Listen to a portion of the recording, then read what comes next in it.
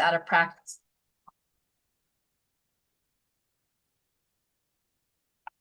Right. So I see people are joining us. So we'll just give a minute or two to let everyone log in and get out of the waiting room.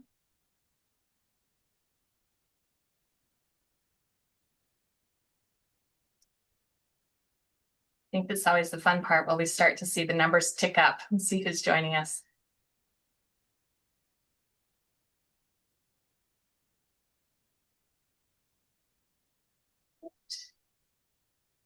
All right.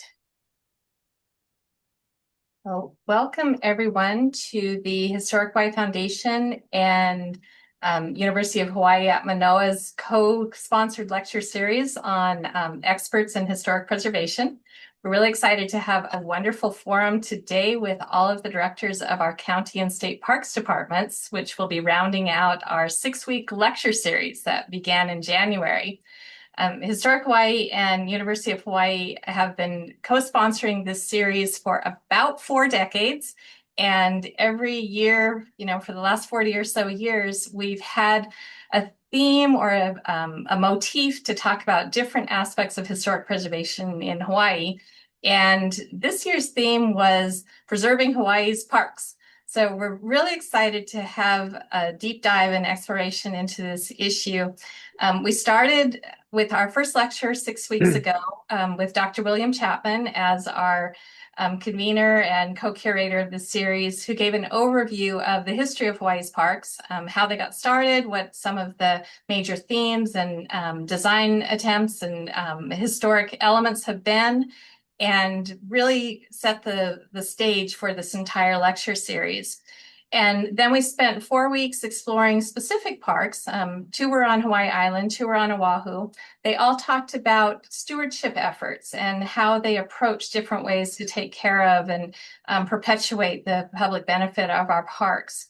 And now we're rounding up the series with this forum with our parks directors from Hawaii Island, County of Maui, Sitting County of Honolulu, County of Kauai, and the State Parks Division. So really excited to have all of you here to be part of this. I want to mahalo the Historic Hawaii Foundation staff members who've been working on this. We have Shanae Kamakaviva Ole and Andrea Nandoskar, who is our education program director. They're both helping out in the technical assistance and helping out in the chat as well. So I want to thank them. So before we jump into what I think will be a really exciting and fun discussion, I want to give Dr. William Chapman a chance to talk a little bit about the Historic Preservation Graduate Certificate Program and have a few words of welcome. So welcome, Bill. Thank you, Kiersten. Aloha, mai kako. It's really great to be coming to the end of this series, and I want to again thank Andrea and Shanae for their help in this, putting this together. And I'm very delighted today to be able to pass the responsibility on to Kiersten, who's going to moderate this session.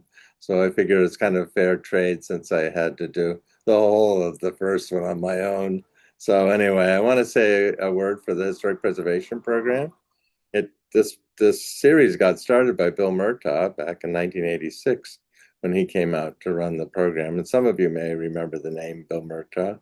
He was a famous preservationist and actually got quite a large obituary in the New York Times. He was the first keeper of the National Register and the vice president of the National Trust at a time when he said the whole trust could meet in one hotel guest's room. And so the field's grown a lot since that time.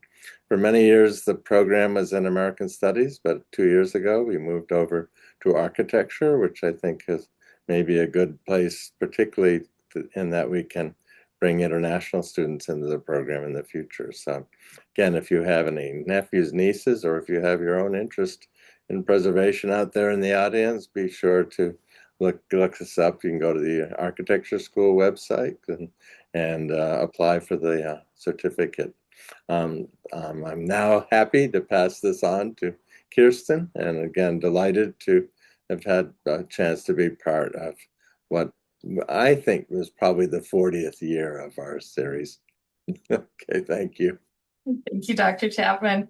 I know we were trying to count back and figure out exactly how many years this has been going on, but haven't actually done our own research yet. So it's either 38 or 40, and happy to see it continue.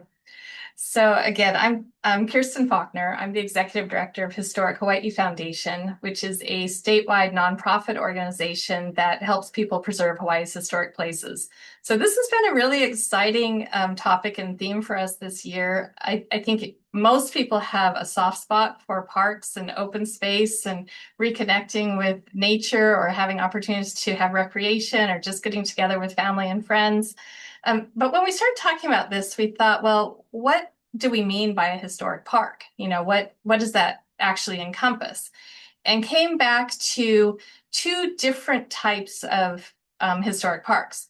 One is a park that was built as a gathering place for open space or recreation that over time has become historic in its own right. It started out as, you know, just another place, but with the passage of time, either the design themes or events that happened there, or its place in the community or its role in history have made it historic. And then there's another type of historic park where something historic happened there, and we decided to build a park around it so that people could come and learn about that history. So in one case, the park came first and the history came second. And in the other case, the history came first and the park came second. And we have both types. And I think mostly our county parks tend to be the park came first and became historic, and our county parks were the other way around. They started out, the history came first, and then we built a gathering place around them. That's not universally true, but it's sort of a framework to start to think about it. So when we put together this panel, we know that all of you have really intense duties and responsibilities, and we're asking you to talk just about a little sliver of them. Mostly that's a product of time. We have 90 minutes today, and we could probably talk about this with a 3-day conference and dive into different aspects, but we're just going to be skimming the top a little bit. So to start us out, I've asked each of our panelists to introduce themselves and tell us a little bit about their scope and scale of the work they do. Just give us a profile or a preview of what your Parks Department encompasses. And we're going to start out, we're going to do this in alphabetical order by last name. So we'll start with Alan Carpenter and then go to Clayton Honma and then to Pat McCall and then Patrick Porter and then Laura Thielen. So Alan, please take it away. Mahalo. Aloha, everyone. Alan Carpenter. I'm the acting administrator of the Hawaii State Parks Division, proud graduate of the Historic Preservation Program as well, under Dr. Bill. I'm in my 35th year with state parks, most of which was spent as a parks archaeologist. So anthropology, archaeology is my background, but I have been in the administrator's role for about a decade.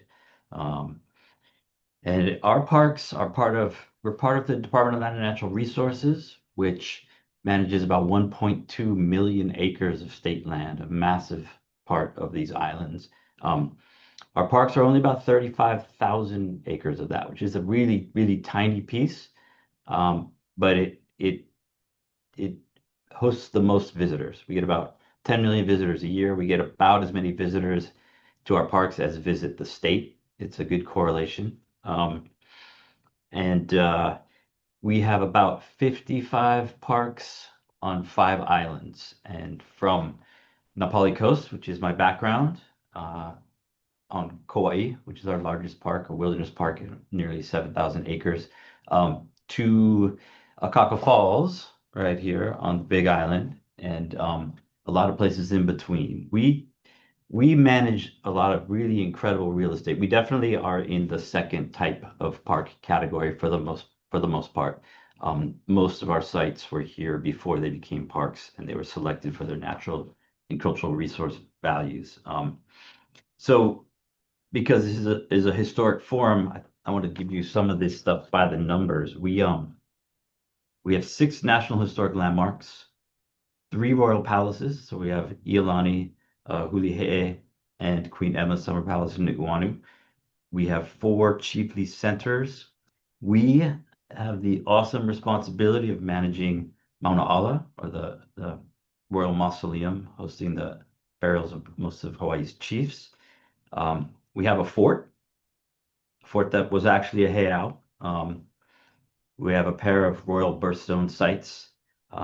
We have Kamehameha's birth site, and we have 40 plus heiau sites. Not to mention all the iwi kupuna and other things that we manage that are on our lands. It is an immense responsibility and a really storied history. I mean, we even have at the mouth of the Waimea River on Kauai, we have the place where Captain Cook first stepped foot on shore. And over at Kealakekua Bay Historic Park on the Big Island, we have the place where he met his demise. So we've got some really amazing history contained within our parks. We have a lot of management issues. We're poorly staffed and historically poorly funded. Although we've had some really good fortune of late. In 2006, we had a budget of $6 million annually, and we are now over 40 million, largely due to a lot of revenue generating initiatives. And most of that money, that increase, is straight out of the pockets of tourists. We're charging non-resident visitors for parking and entry, and that is giving us the opportunity to reinvest in our spaces. So that's our overview, and I'll pass it on to the next one. Thanks. Thanks, Alan. Go ahead, Clayton. Hi, everyone. I'm Clayton Honma, Director of Parks and Recreation here on the Big Island, County of Hawaii.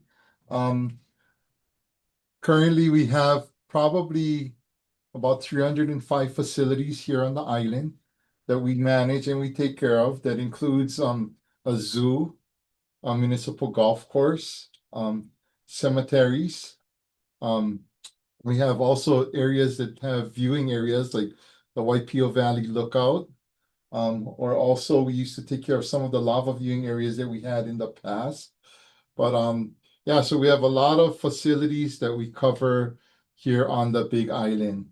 We have about roughly 437 employees altogether, with a budget of about 44 million, our operating budget.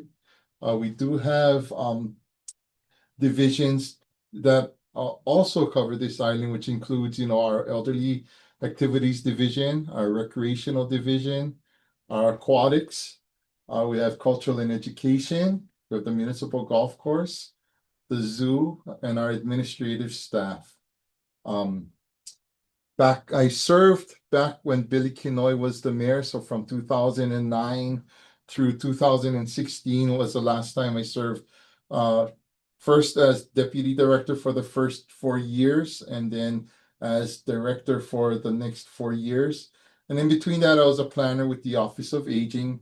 And then most recently with the election that elected Mayor Kimo Alameda, he appointed me back here as the Director of Parks and Recreation all over again. So this is something that is not unfamiliar to me. I'm very familiar with the task at hand.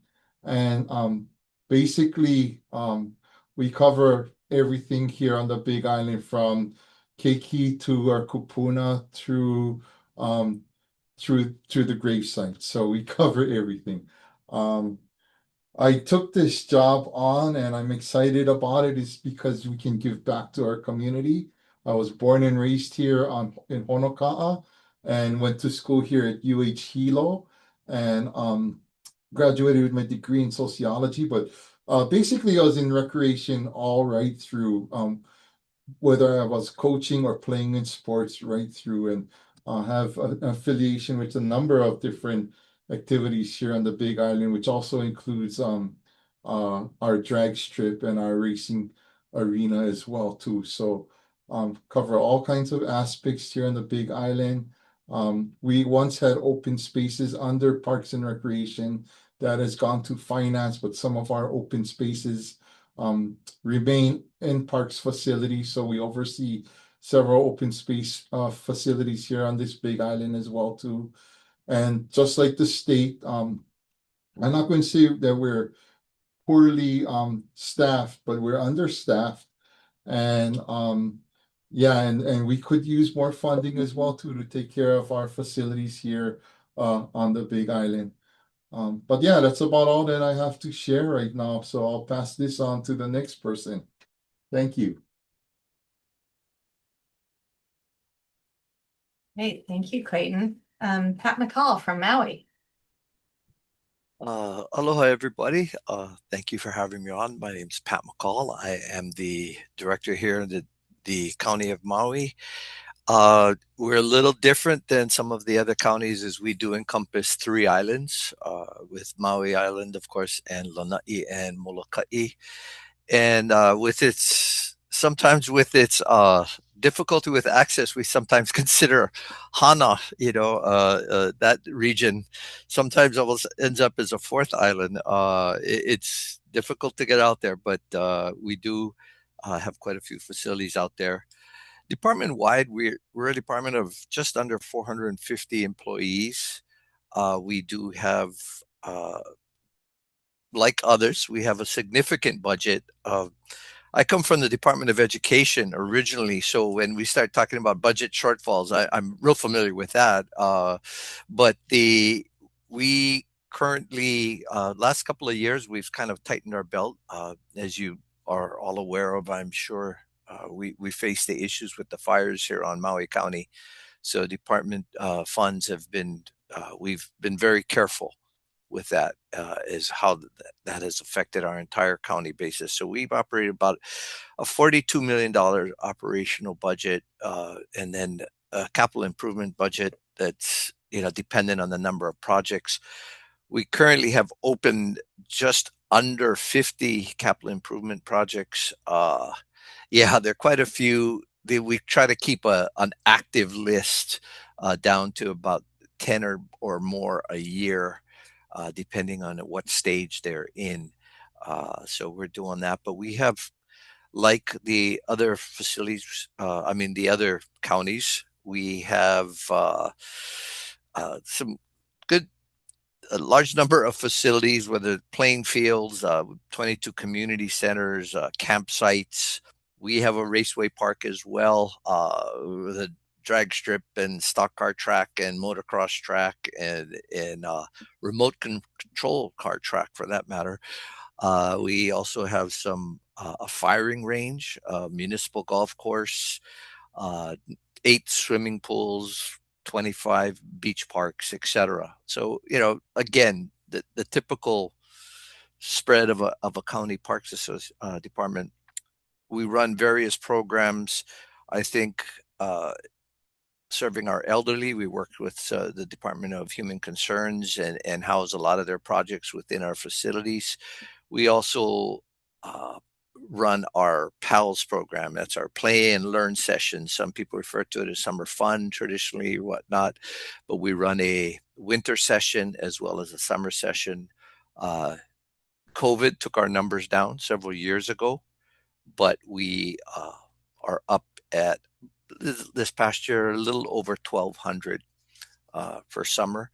Our county council decided to fund that entire program, so the program is free to the community. So it was a big boon for us as well. We run that program out of our facilities as well as DOE facilities, and so that helps. My coming here to parks is kind of a long road. As I said, I spent 40 years as an educator here on Maui, between private and public school system. And a large number of that, I was in athletic administration as a high school athletic director and also some other programs. And I came on in the election back in 23 with Mayor Bisson. And his idea was having a user of the park system come in and bring maybe a different set of eyes. We have a wonderful staff that was in place for a long period of time, in our division heads, and I just bring a different look to it. And we try to fulfill that, I think, a very important niche in our community. And I know we're going to talk about that a little bit further, but I'll leave it at that. Thank you, Pat. We have another Pat, so Patrick Porter from County of Kauai. Yep, aloha, Pat Porter, Director Parks and Rec for the County of Kauai. So I guess start with our facilities. We have just a little over 100 different types of facilities under the Parks Department. That includes, everything from your small neighborhood parks to, more larger regional parks and neighborhood centers. Our golf course, we have a pretty well-known golf course, Wailua Golf Course. So we've got about 250 employees under the Parks Department, and during our seasonal programs, our youth seasonal programs, the winter, summer, and spring programs, we can bump up to about 300.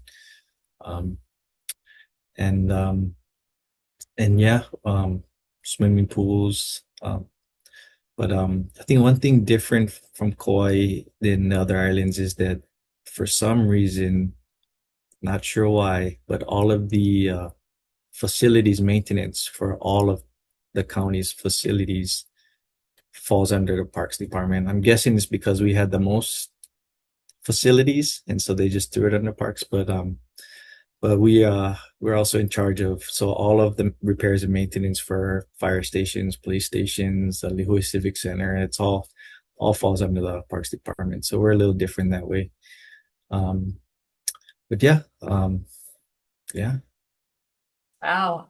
I did not know that you had all those facilities, which means you probably have more historic buildings than anyone else. Interesting. All right, Laura Thielen, City and County of Honolulu. Aloha, good afternoon, everyone. So the City and County of Honolulu, I was looking at park departments across the nation, and in terms of the size population that we serve, which is nearly 1 million people, we would be about the 10th largest city and county park department across the nation. Because as you know, on a continent, most counties and cities are smaller geographic areas. So serving the population across the entire island is a challenge. Oahu has about nearly 500 acres in active developed park areas. That includes, we have about 305 parks, 5 botanical gardens, about 90 beach rights of way, and a few other kind of nature preserves and things like that we're responsible for. There's an additional about 1,700 acres of undeveloped land, because a lot of people say, oh, we don't want development here, can the county buy it and let's make it a park. And sometimes it's great. We'll get a large area that can be used as an active park, and other times it's 5,000 square feet in a subdivision, which isn't really a park, and becomes a nuisance site that you have to drive around and maintain along with all of your other parks. So it's kind of an interesting situation. Similar to the other departments, we run a lot of programs. We have about 1,000 staff. Our budget is about 100 million at this point. It's gone up over the last 5 years. During the summer, our summer fun program dates back to World War II, when they wanted to get women back into the workforce. And so they started a summer fun program, but we've been growing it out and focusing more in the last 5 years on youth development. So both in summer and intersession, but we'll have about 10,000 youth that we're taking care of over the summer. Most of them are enrollees in the elementary school age. We also have a very robust junior leader program, which is middle school and high school, and then teen drop-in centers that we'll run. And then we also do this during intersession as well. We run a huge number of festivals and events across the island. The Lantern Festival at Ala Moana Regional Park is probably our largest, with about 50,000 people going in there. but also Mayor's Memorial Day, Lay Day, a number of other large events. And then a number of large events will use our parks as starting or ending points. So the Honolulu Marathon is probably the best known, starting out of Ala Moana Regional Park and then ending up 26 miles later in a long route at Kapiolani. We run a huge number of adult classes, probably several thousand classes over the course of a year, a spring and a fall registration program, and then some during the summer. And about 80% of those are free to the public. We work with a lot of volunteers who run classes in addition to our staff, and then we'll hire people under contract to do some classes. And then I forgot to mention during the summer fun program, we'll also hire about 500 people each summer to work on a contract basis. The program's 8 weeks long, but then we have to do training, and so we have people for about 10, 11 weeks. I think some challenges, I mean, you've heard the same from the other departments. It's just being able to manage a lot of varied demands for recreation and open space. And the demands just span a spectrum. And one park director on the mainland told me that, you know, every park user thinks the park is there for their particular use and not all the others. But, you know, so I actually had a group asking me the other day, which was my favorite use. And I just said, it's like being the mother of 13 children, is you love them all equally, but you really want them to all be able to pick up their rooms and clean up the kitchen after you're done, and, you know, not have to pick up after them all the time. So we just run the spectrum of interests. And we know that many of the spaces that we manage may include historic buildings, historic features, or a lot of pre-contact historic sites, not as much as what Alan has at the state level, but a few. And we try to do that as best we can, but we really do rely on communities. And so I know the other park directors have this as well, but we have a Adopt a Park program where we try to work with community organizations at as many locations as we can, because government can provide a base level of services and we want to be able to do that well. The wear and tear on these places is huge, so we're always playing a little catch up with our budgets and our resources and our procurement codes. But I think it's, you know, the places that really flourish, it's based on having that community involvement and engagement that's done in a really collaborative manner with government. So I think that's about the highlights for Honolulu. All right, thank you for mentioning the role of festivals and gatherings. I know this last weekend to celebrate Lunar New Year, Ala Park in Chinatown just hosted a great community gathering to celebrate Chinese New Year. So good tie-in for that, which actually leads me to my next question, which is, why do each of you think that communities care about parks? You know, why is this important to our communities, either to have them or to maintain them or to preserve them? And I guess a related question is more personal, which is, why did you decide to make this a focus of your careers? You know, why have you decided to dedicate yourself to the public service of preparing and saving our parks and open space? So for this question, I'm going to take us from west to east, and we'll go to Kauai, and then Oahu, and then Maui, and then Hawaii Island, and then statewide will bring us home. So Pat Porter. Okay. Well, maybe I can talk about myself first and then lead into it. So my background is in natural resources, forestry, wildland fire. That's my background. That's where I came from. I was with DLNR on the forestry side, so working with Alan, but on a different division. And the reason I jumped over to the county parks is mainly because of a conversation I had with our now mayor Kawakami. He was running for election, and this was before he was elected, but we knew pretty well he was gonna get in there. So he asked me what I thought if I would jump over to the county as the director. And there's one thing, it sounds a little cliche, but it really kind of resonated with me is he said, you know, right now when you're working in forestry, you're servicing maybe a third of the population on Kauai that really uses those areas for hunting, hiking, you know, those types of things. And he said, imagine servicing every single family on Kauai. And that's what you'd be doing if you jumped over to the two parks. And so I thought about it, and I thought, you know, really that really did resonate with me, and it made sense. You know, every single family is touched by the parks, whether it's a beach park, whether it's sports field, community center. You know, we service we have a lot of elderly senior programs in our facilities. And then, you know, and the range goes all the way down to, you know, our Learn to Swim program for preschoolers, you know.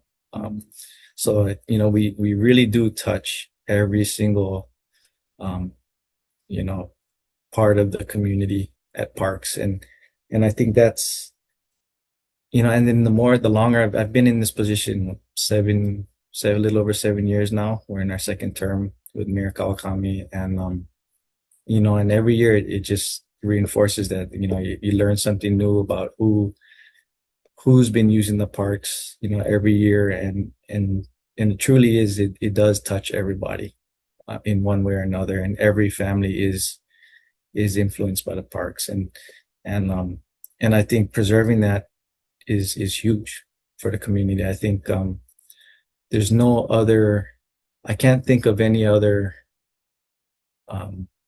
service that any government entity provides that does more for the community, you know, on a daily basis than parks does. And yeah, it's important. It's you know, and it's getting even more increasingly important too. You know, I think having open spaces and providing these areas for the community is only getting bigger and more. There's more interest out there, especially rural islands like Kauai. I think it's huge. But yeah.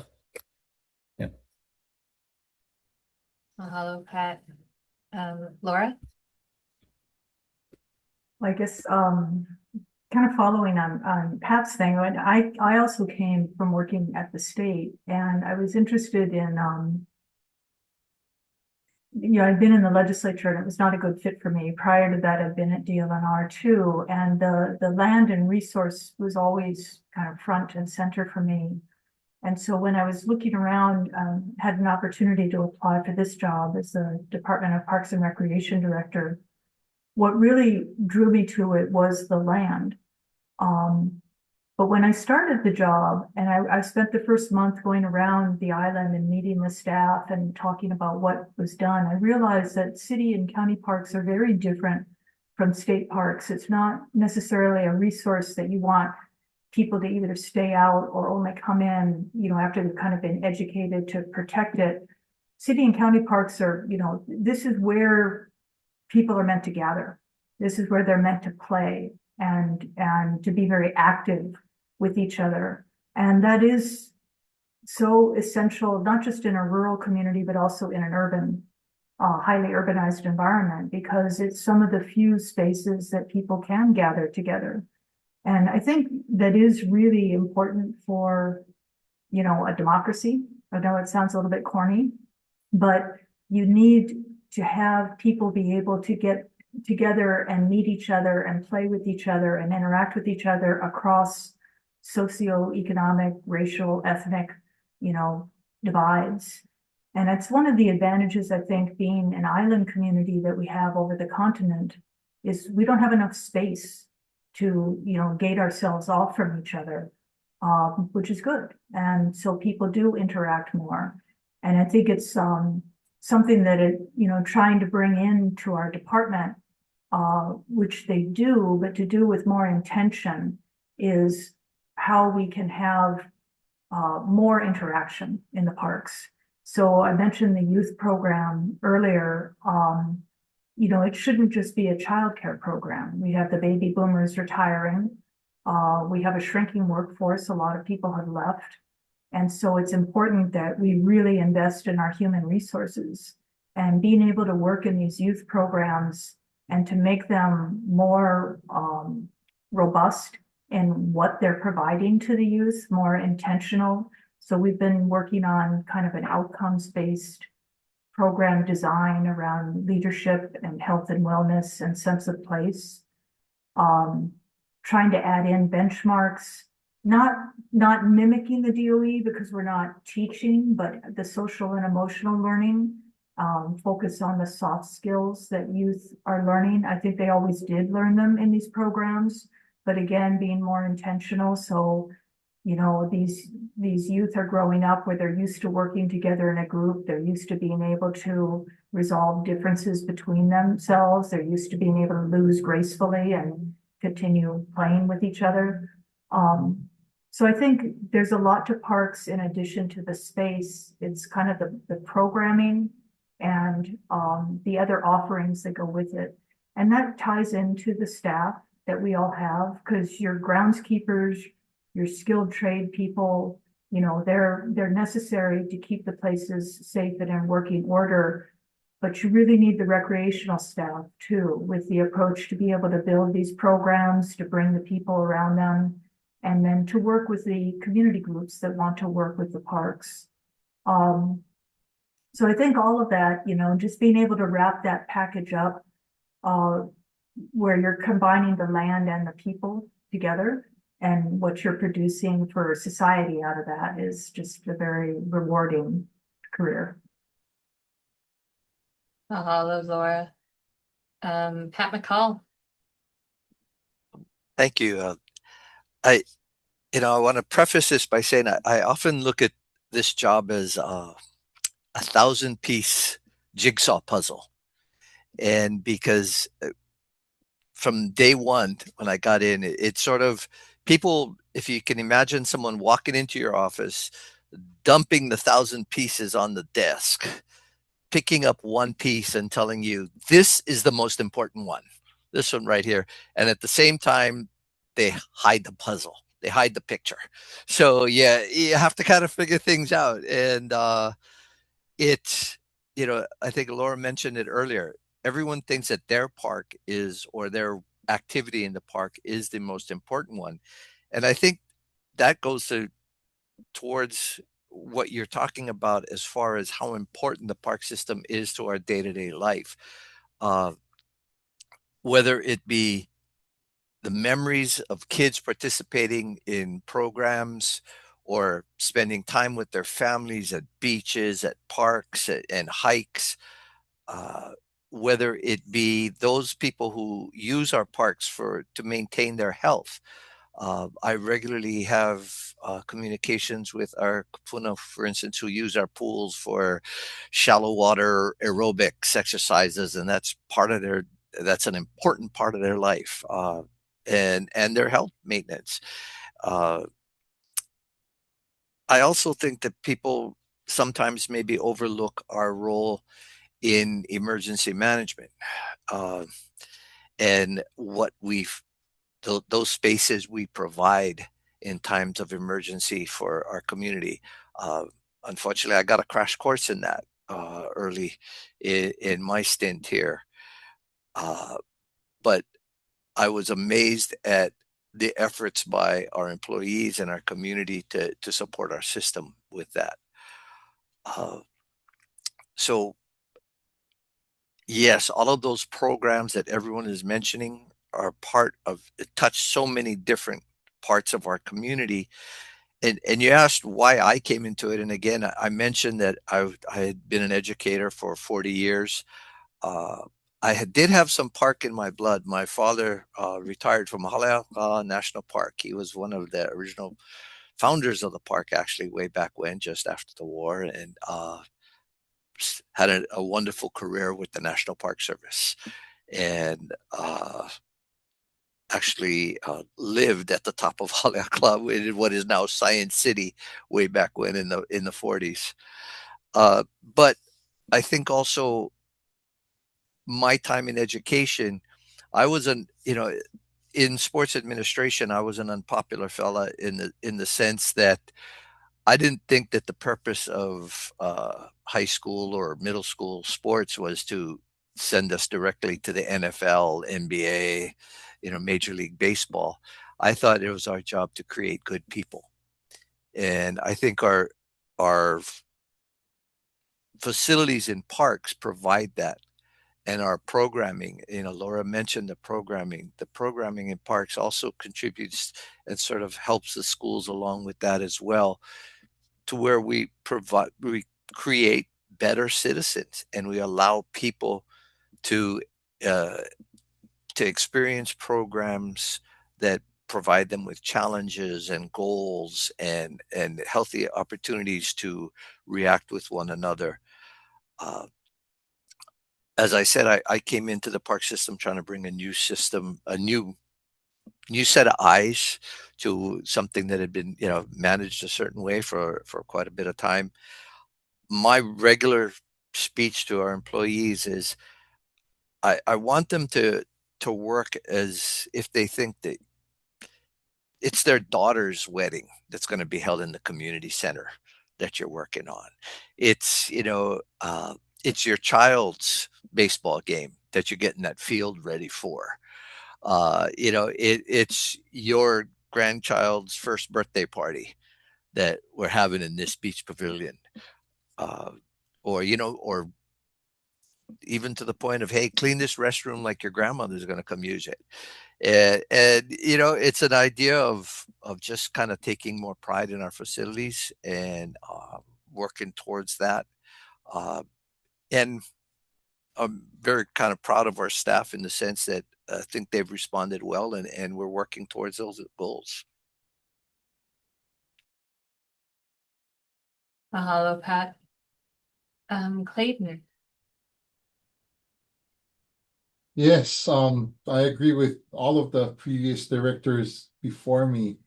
I grew up here on the Big Island in a plantation community in Pa'awilo, grew up in the gym, played basketball there, grew up on the field, played baseball and football, as a youngster, and went on to Honoka'a High School and participated in all of those sports.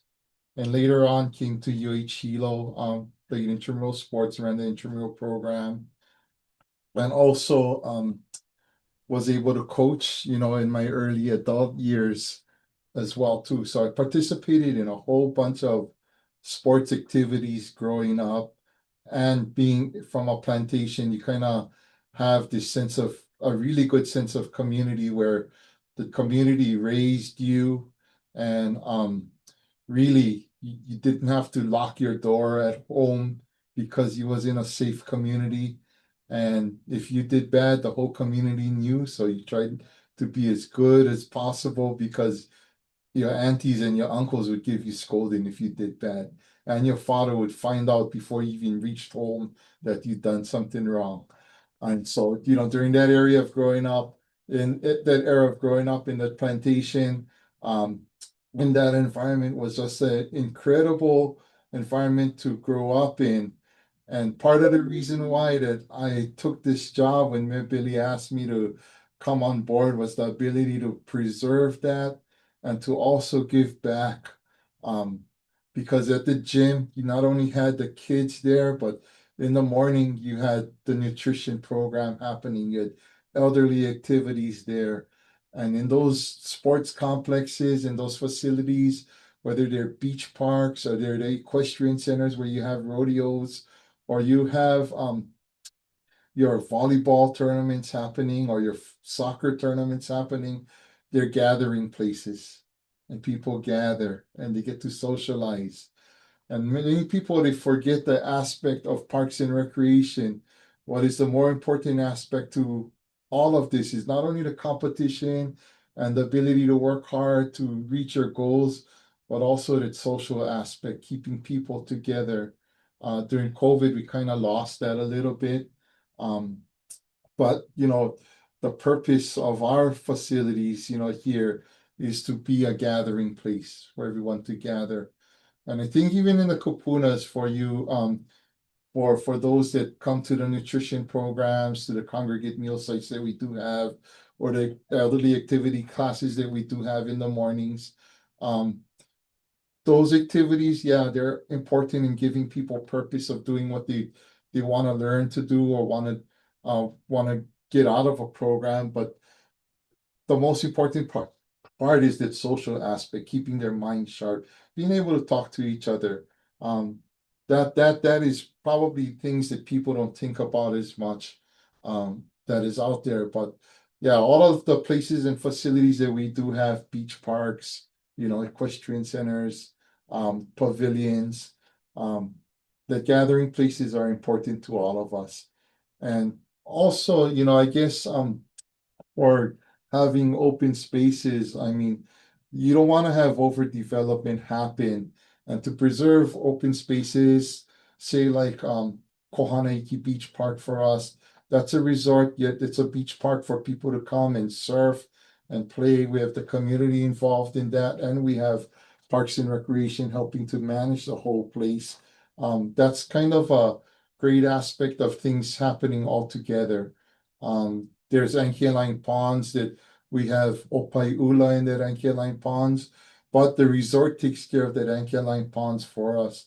The community takes care and manages the surf events that happen there. We kind of manage the camping events that happen as well there. So there's a unity that happens all together. But to be able to provide these services and to have the opportunity to serve our communities, that's what kind of drew me into the job that I have here today, running the department here on the Big Island. So yeah, pretty much that's it. Thank you, Clayton. Alan. Yeah, thanks. Wow, what a privilege to be able to sum this one up. That's it was nice. I don't know these guys well other than Laura, who I worked with for a long time, and Pat a little bit, but great to hear your background and experience. And I think for myself, I mean, this is my dream job. I feel like I was born into it, but my experience is, similar, but also different. And I'm going to try to keep it to the state parks realm, which is a little bit different. I roamed, the parks of Oakland. I'm from the Ahupua'a of Oakland, Mokuo, California. And I was raised by a single mom. We were destitute, but we could always afford a camping permit, right? And so, yeah, all of my early memories, my fond memories, are of camping in Yosemite National Park or Samuel P. Taylor State Park, and the solace that gave us, because I grew up in an abusive household. So this and Oakland, so I came here as an adult, a young adult. Oakland, for those who don't know, I think it's the most diverse city in the country. There's more languages spoken in Oakland than in any other city. So to come from there to here was like this. It wasn't that different, right? A lot of people come from the mainland, have a different experience. And I think of parks as a great equalizer, right? And so I think of like my experience of being able to go to these parks, and there are many places on the mainland where certain groups did not have access to outdoor spaces, and that was by design. It was planned that way, right? And so the amazing thing about our parks here is everybody goes, everybody has access. There's diversity they can get. When I go to national conferences, they're all talking about how do we increase diversity in our parks, and I'm like, I don't have that problem, right? We do have the socioeconomic issues, but particularly here, what's critical is the access to resources for subsistence, fishing, for gathering, for hunting, all these things that help families survive or augment even their food supplies. And that's for Native Hawaiians, they're so connected to our places, right? They even have greater constitutional rights than the rest of us to or access to these places. That's a pretty amazing and awesome responsibility. So we have this mission to protect culture, but also foster recreation, right? And so that cultural part is great. The recreation is tougher for us, right? You don't hear the crack of a bat or the ping of a racket, in our parks. Still no pickleball, in Hawaii state parks. I'm glad for that, right? So it's nice to hear the commonalities amongst us, but we have a very different set of resources and a mission. Yeah, that's a roundabout way of saying that I love what I do. I love this mission. So thanks. Thanks, Alan. There were a lot of threads throughout all of those responses. I'm going to tease out a couple of them to explore a little bit more. I'm thinking about Pat McCall's imagery of a 7,000 piece jigsaw puzzle. And, if all these different uses are the most important one to whoever has them, maybe the edge pieces are the history and culture and the intrinsic value of the place itself.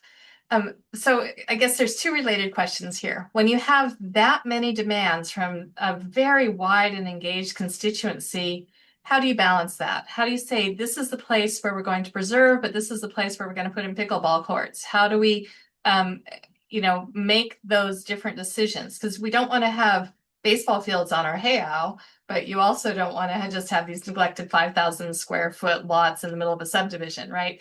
So how do you approach those different demands and uses and balance the intrinsic value of the place itself with the community needs and demands?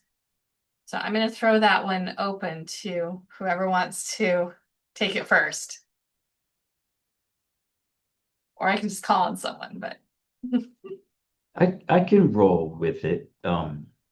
So for us, because several of our signature parks have been like the poster child for overtourism and overuse. And so again, they're super important to local communities, but local communities felt pushed out and like they didn't even have access to their own places in their own backyard. So it starts with the story, I think, of community collaboration, right? Communities demanding to get their places back, and sort of how we got to that. I know we're going to go into community collaboration. That's something I haven't talked about yet, but it's been integral to our success at managing these storied places that have also become so overrun that the quality of experience and the degradation of resources has gone down. So Haena State Park was kind of the poster child for this, and we instituted our very first reservation system just coming out of the flood in 2018, which shut down the entire North Shore of Kauai for about a year. I'd always wondered how we were going to go backwards from 2,500, 3,000 visitors a day, and try to ratchet back some control. And nature essentially set it to zero for us. So it was kind of interesting to be able to go back up to a degree when, okay, now we're where we need to be. And that where we need to be is about 900 people a day. And the quality has gone way up. We have shuttle systems and reservation systems, timed entry. And we also have a locals first model. So for those who don't know, we only charge out-of-state residents for parking and entry to our parks. Residents are free because it's not the first 200 people a day who come to a park that are the problem. That's like our local patronage. It's the next 3,000 out-of-state visitors who are the problem, right? If they weren't here, we wouldn't need to manage them in this way. So, yeah, the locals first, tourists pay. And by the way, those tourists who are paying are the ones who are filling our special fund that are going to make it so that we can reinvest in the park system. But now locals always have a place to park at Haena. They can come and go as they please. The out-of-state folks are the ones who we regulate. And so that's a balance, and it's a balance in favor of locals who have been pushed out for far too long. We implemented the same system subsequently at Diamond Head, which is our busiest park, and it's doing the same thing here on Oahu. So yeah, that's my contribution to this issue. Thanks, Alan. Do others have models for how you're balancing different demands and uses and user groups? Well, I can throw a little bit in here. Again, I think identifying the issues, it's sort of I think there's sort of 5 things that we're looking at. One is you have an access versus protection question. We have an infrastructure and maintenance issue that we have to deal with that that we can we can manage use as well as maintenance and or upgrades. One of the issues that I deal with regularly is I tell people this is not a state highway. We can't do the work at night. When we're renovating a stadium or a gymnasium or a track, it needs to be shut down, and that is that's someone's piece of the puzzle, and so that's a tough one. Of course, the cultural sensitivity issue is very large. We're very fortunate on the island of Maui that in 2024, the Office of Oiwi Resources became a department in the county of Maui. And so we have a county resource, and they have been very supportive of our requests to help us with our park management in that sense. Alan referred to the over tourism, the tourists versus, and I don't want to make it sound like a competition, but tourist versus residential use is a big issue. We have implemented, the county has started a Park Maui situation similar to that with the state parks, where we are charging non-residents to park at our parks. And we actually even limit the time where they can come in as paid parking. They have to wait until a certain time where local residents can come in first. And so we've just recently instituted that program. It was supposed to start earlier, but was delayed with the other issues that our county faced. And I think the other factor that needs to be calculated in is also, the effects of Mother Nature. We have quite a few of our long-standing beach parks being heavily affected by sea level rise and the erosion issues. And on Maui, we have another natural visitor, the axis deer, which was introduced by man, but it's, believe it or not, is quite an issue in my parks. We have I forget how many 100,000s that we have island wide, but we have a great deal of problems in several parks. And so that becomes also a management issue. And you ask how we balance that. I think the number one thing that we do in all of this is we try to get as much community outreach as possible, as much communication out there as possible as to what particular communities want, particular districts want, etc. Also, we need to manage it and make it fair, and we need to make it feasible.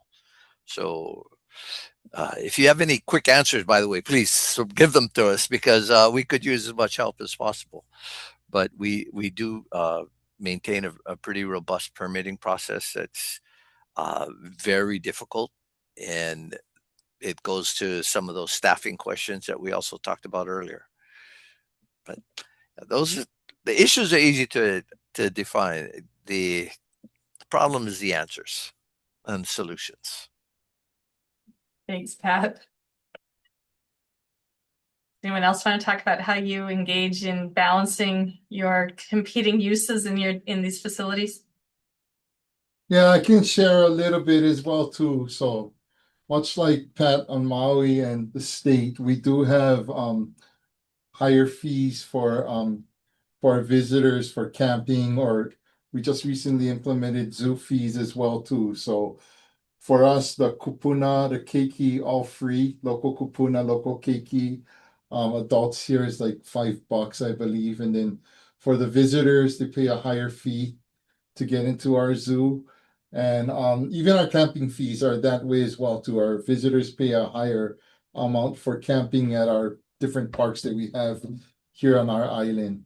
But as far as balancing preservation and recreation and putting them together, when we do say like build out a gym or build out a park like out in Waimea, we do have the community involved in the planning process and the design process as well too.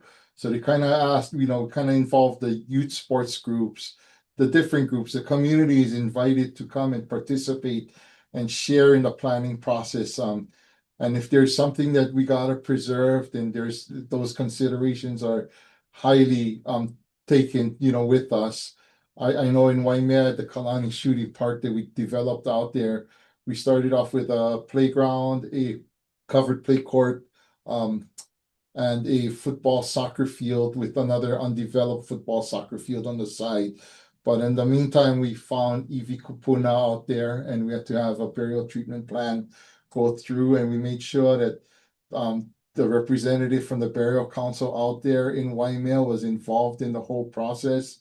But again, the community's involved in those steps all along the way. We're trying to build a park out in Kona Scenic Park and trying to put up a covered play court out there, and we're going to have the community involved in that, whether they're the soccer organizations, the volleyball organizations, the basketball organizations, football, baseball.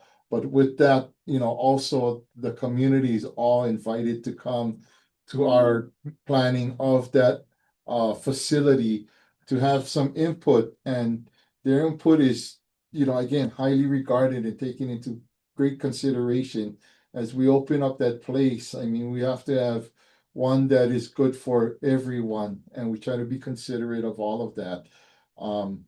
Again, the beach parks down in Kohana Iki, like I said, the organization between the developer, the resort group, along with the community group and the government, Parks and Recreation, that's a good example of collaboration from all parties out there. We did build up the canoe halau out there where we store a canoe, and there's a navigational compass that was built by one of the navigators on the Hokulea. He recently passed. But again, all of those things are taken into consideration. We have native plants grown there, and that's what we try to plant all over that beach park, is a native plants that's grown by a volunteer that is with that community organization out there. But again, so many challenges that are out there, but we try to work with everyone to make sure that we're pono in what we're doing out there. So that's about it. Wow.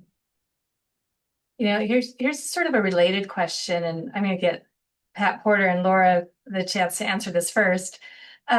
We've touched on this a little bit, but it's the role of community co-stewardship, or having a partner that is community-based to help with some of these activities. And I'm thinking, again, primarily physical preservation, but also some of these program needs. So I think everyone has Malama the whatever, Save the whatever, Friends of the whatever, and we've heard from quite a few of them actually in the course of this series over the last few weeks. I'd like to know kind of best and worst things about that. What are some of the pros and cons of having that kind of community co-stewardship or partnership? And let's see, we'll start with Kauai and then Honolulu, and then we'll open it up to anyone else who has some input on that. So Pat Porter. So, I don't care what anybody says. No government entity can do the job by themselves. And we rely on community groups to, fill the pukas that we can't fulfill. And so on Kauai, there's a handful of half a dozen heiaus that are under county parks jurisdiction. And we knew early on that we have no expertise in hayhouse, and nor do we want to be sending our guys into the hayhouse. And so we've been very fortunate that there are some really good nonprofit groups that have organized themselves that are, culturally based nonprofit groups that have ties to that area, that have taken on the responsibility, and we've actually formalized long-term agreements with these nonprofits that'll last, 30 years. I think is the least amount of time that we've done in our stewardship agreements. So I think that is huge in itself. There's a lot of people outside of government. They don't really understand how the civil service and the union works too. And so there was this case that where I think it was County of Hawaii that went through a lawsuit, and it's known as the Kono decision. So the Kono decision basically says whatever was customarily accomplished by civil servants in perpetuity has to be done by civil servants. So government cannot privatize that work forever in perpetuity. So what we've tried to do on Kauai, but that doesn't apply to new facilities. It applies to traditionally what was offered before.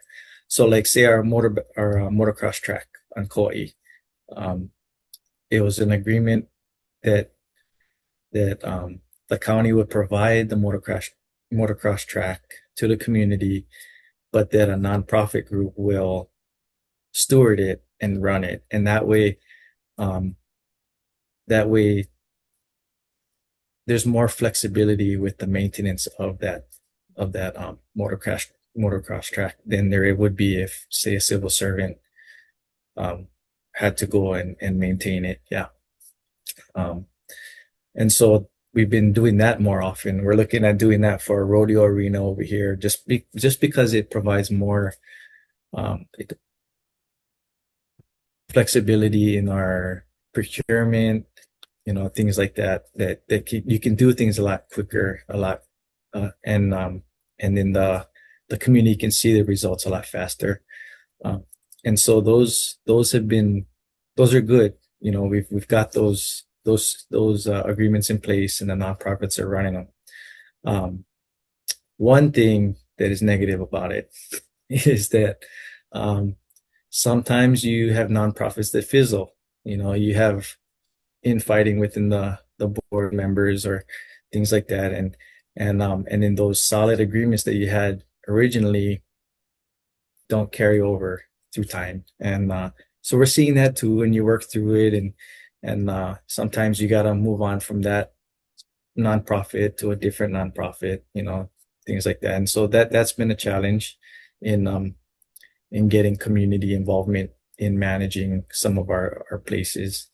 But for the most part, we've been really fortunate to be working with some great community groups, and actually having formalized agreements. And when we first started, there were a lot of handshake agreements, and within this past 7 years, we've done a good job of formalizing those handshake agreements and getting them on paper and getting them actual, legally solid,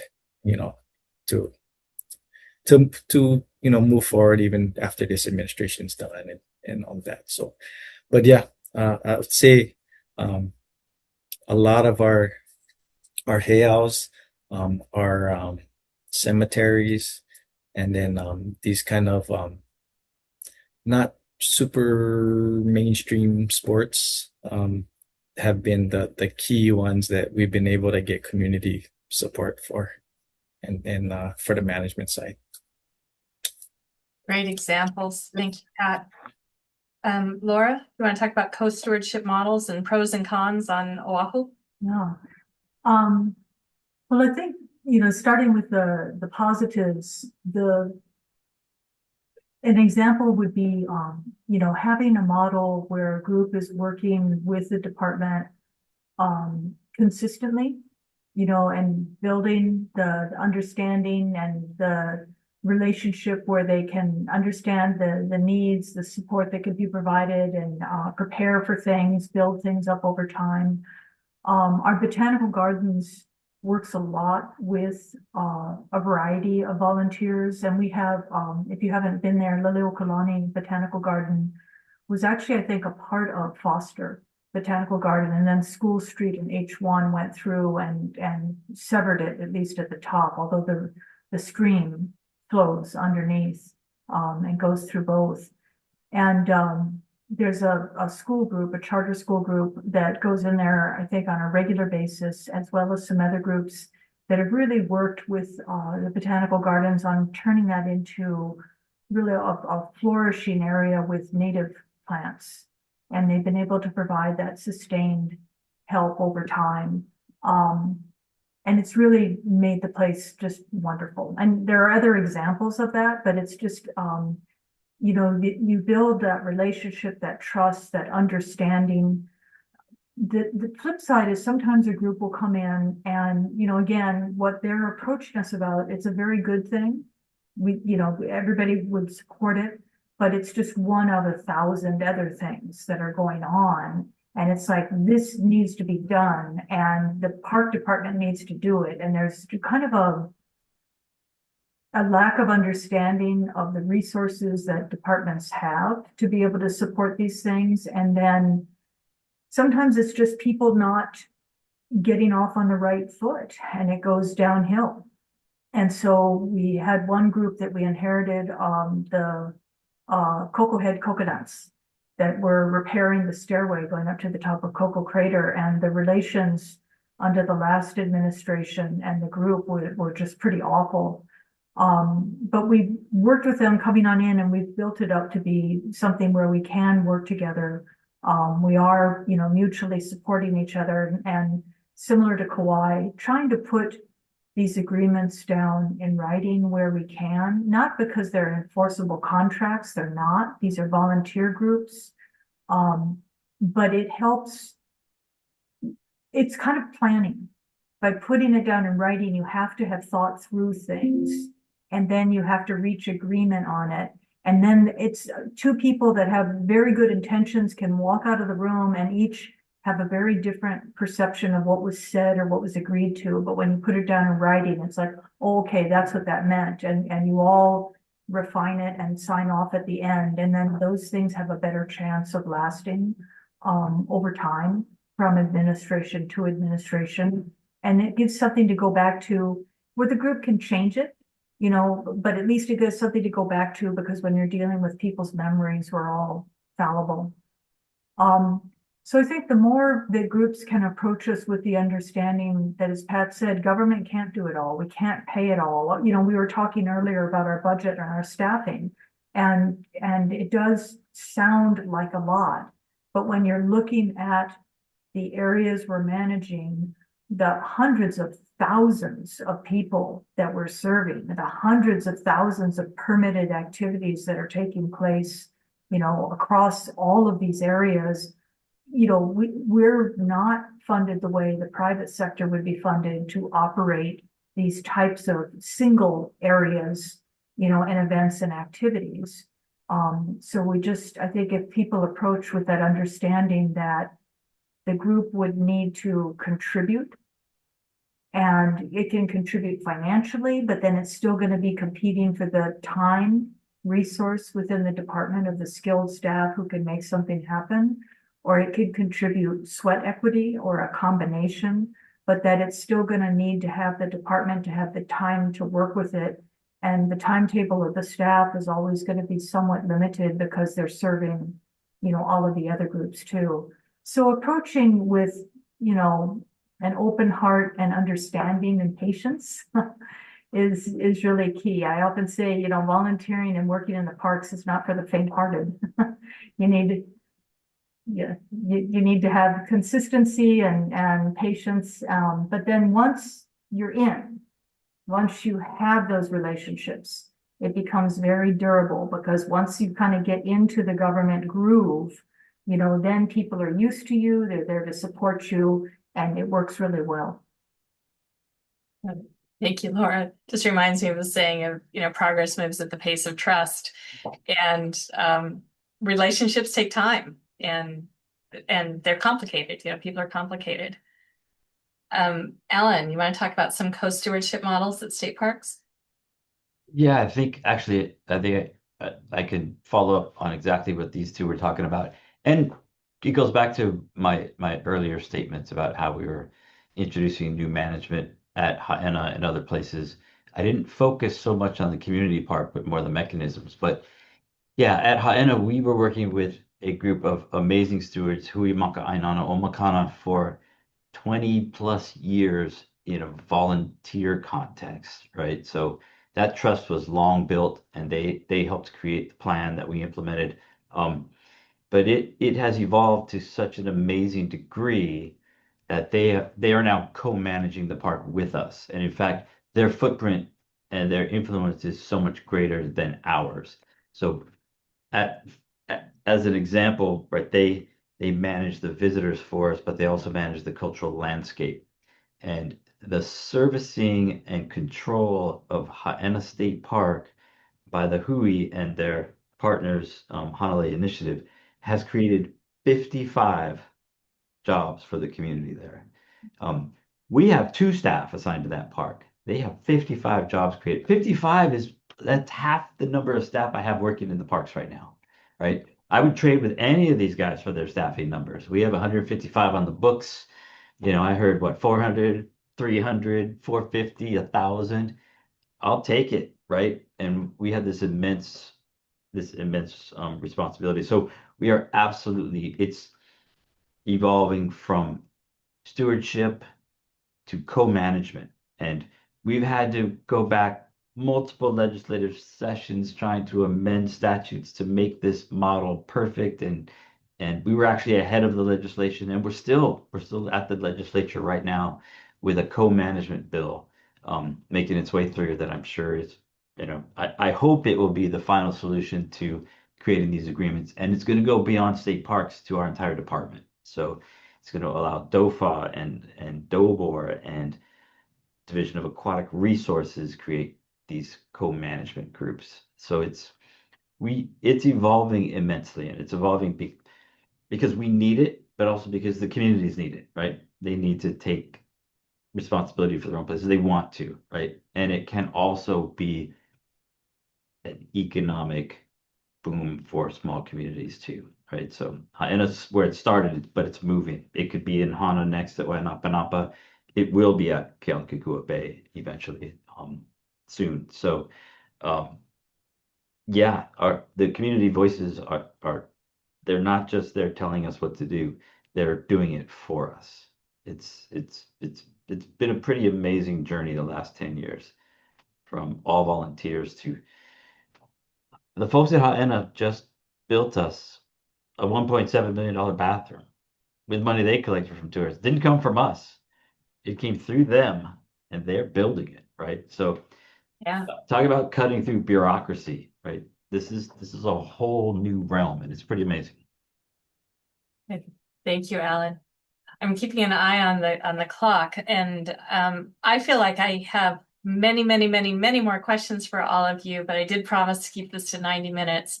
So I'm going to ask us to go around and have each of you give you a chance to brag a little bit. Tell us about a preservation or cultural or community project or accomplishment that you are proud of, that you'd like to let other people know that, you know, here's something that you or your team have done well that you want to let other people know about. And, you know, maybe it was a preservation project, maybe it was a planning project, maybe it was a community engagement solution, but I want to end on a high note. So I want to hear some good stuff. Let's see. Any volunteers? I'm going to start with Hawaii Island. Clayton, share us, brag. Tell us something great that's happened. Well, I'm going to share with you this. Back in maybe 2009 or 10, under the Kino administration, we started a Friends of the Park group with Liliuokalani Gardens and KT Eager. And I believe she did your program, maybe about a month or so ago. And KT Eager has survived all of these years and has contributed to our Liliuokalani Gardens and Park, our Japanese park there. She's sent over some of our park caretakers for training in Oregon on how to take care of the park and take care of the trees and the plants that we do have there. She's brought over people from Japan to come and show our caretakers here on how to take care of some of the black pines that we do have here. She's brought in guys to take care of the seawall, the walls that surround the ponds there, and restored the walls, and have taken care of dredging the sludge from those ponds, and also putting in those Genki balls that you throw in the alawai, but they're doing it here as well too. And so all of those volunteer projects, along with Parks and Recreation, and putting up the gates at 4 of the entrances of the park, and building back the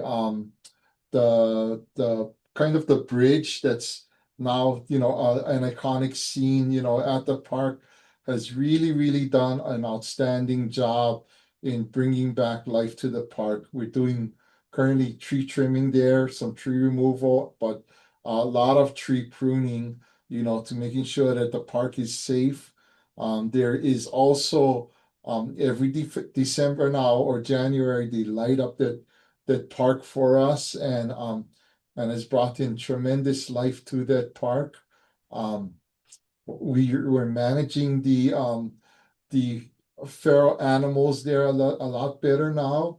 And so I think, that has been a gem of the Waikea Peninsula, and it continues to become better and better as we have our volunteer group and our staff working together in bringing back that park. So one of the longstanding things with KT is that she's been one of our best Friends of the Park groups that we do have out there. And those Friends of the Park groups are island wide. And again, we try to make sure that we sign these groups up just like everybody else, putting it pen to paper and having an agreement out there for everyone to participate in to whatever facility that we have out there. So just wanted to share with you that we love our group there at Liliuokalani Gardens, and yeah, something to really brag about. Thank you. Oh, yeah, great example. Maui, Pat McCall, like to brag? Tell us a great story.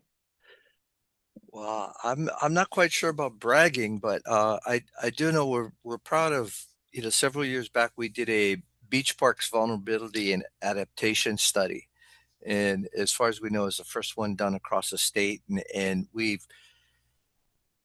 identified the potential for each park, looking at the sea level rise predictions, etc., and which parks were best suited for some adaptability that could go on, what kind of strategies we're going to use for each park.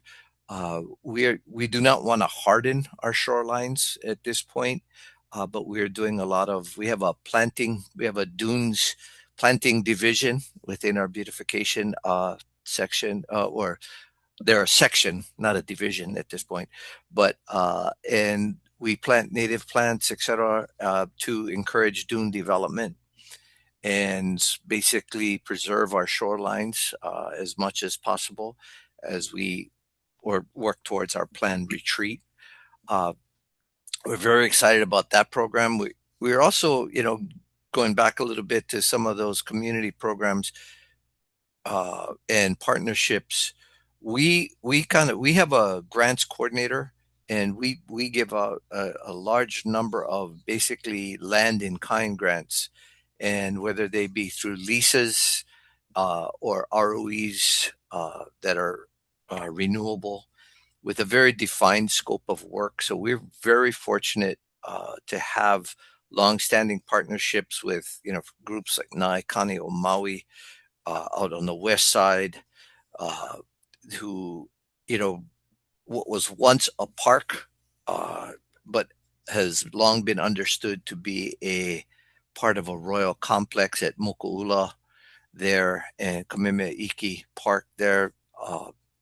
We also have the Lahaina Restoration Foundation, that whole banyan tree park area, the old courthouse, the old prison. And, you talked about the work with those people, and they, as Pat pointed out, they do a great amount of work. They bring in funding. They get grants from the outside. They also get grants from counties, from the other departments. Our county has a very large and ambitious grants program. They bring a lot of expertise to the area. There is a drawback sometimes, and sometimes the passion exceeds the scope of work there, or sometimes the passion turns into possessiveness, and we need to make sure that we kind of work together, and I think we've done a really good job with that. Out on our North Shore, we have the Hamakua coastline there. Rest of the state kind of knows it as the area above Jaws, the famous surf. But we recently obtained several years ago about 300 plus acres up there, and we have a group that is working to help preserve the area and management. It's an open space with cooperation with other departments. We were able to really clean it out. It had become a dumping ground of old vehicles and whatnot, and so I think we're moving in the right direction. And again, it goes to that constant discussion and outreach with the community, and we're real proud of those relationships. Great, thank you. Kauai, Pat Porter, what are you proud of?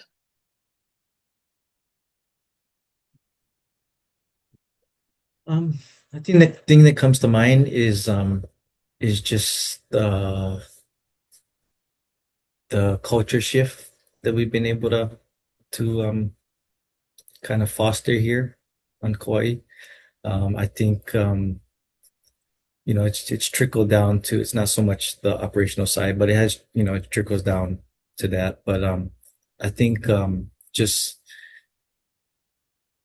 getting everybody outside of their silos, and working across departments with the county. I think some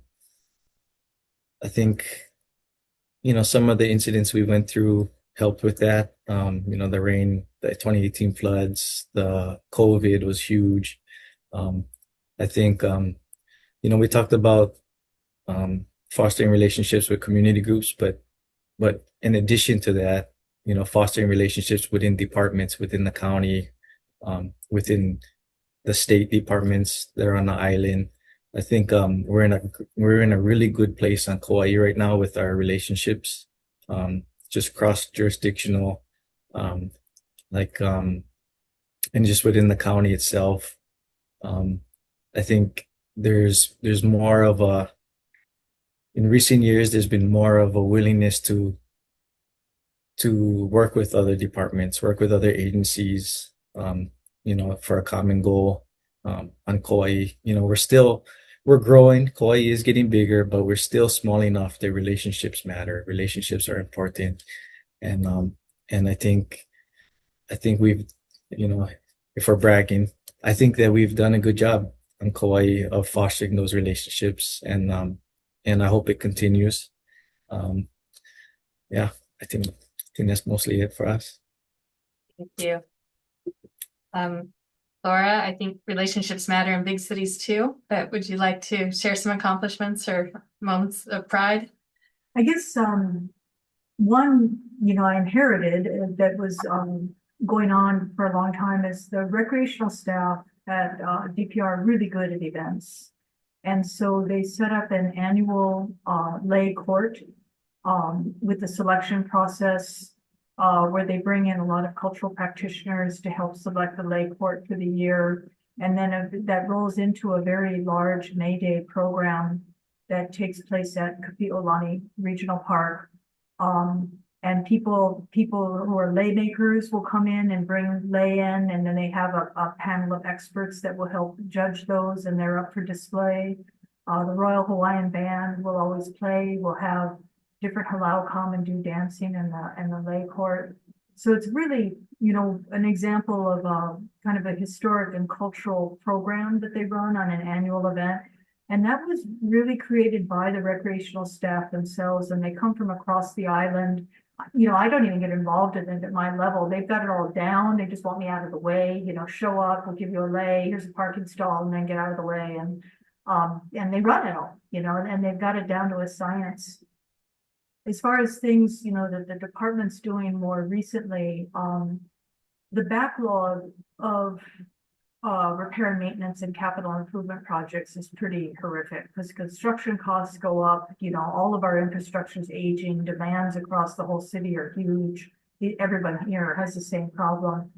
So we've taken our maintenance support services over the last 5 years and worked with the city procurement office to develop a series of master agreements to be able to start to tackle that through a design build.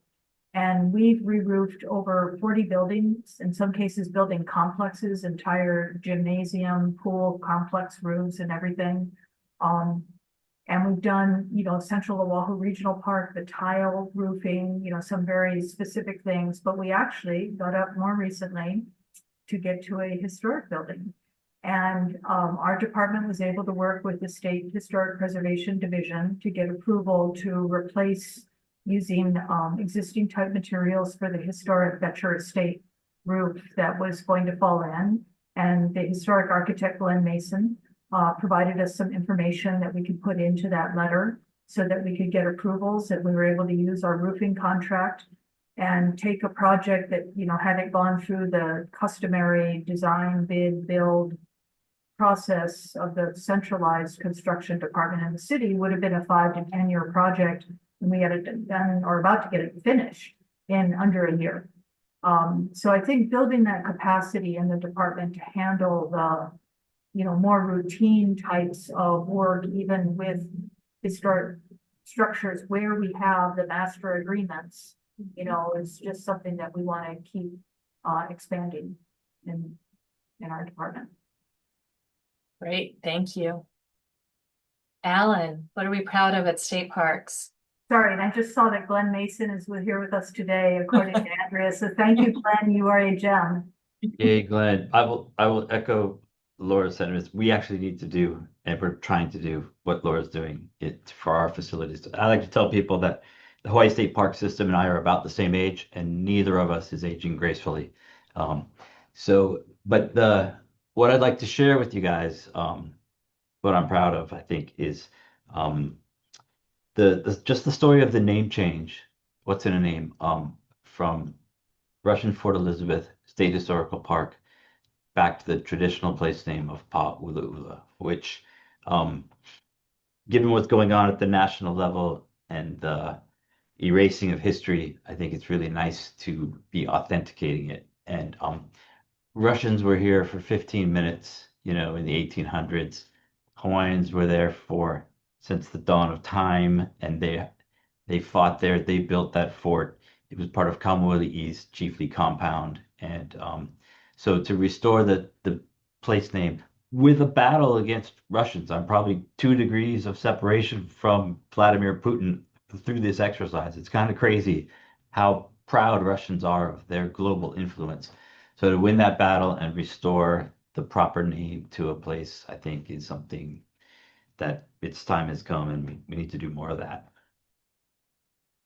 Thank you, Alan. I wish we could talk on and on and on, but we have come to the end of our time. I know there were some questions in the chat, and unfortunately we didn't get to all of those, but we will be posting some answers on the website as well.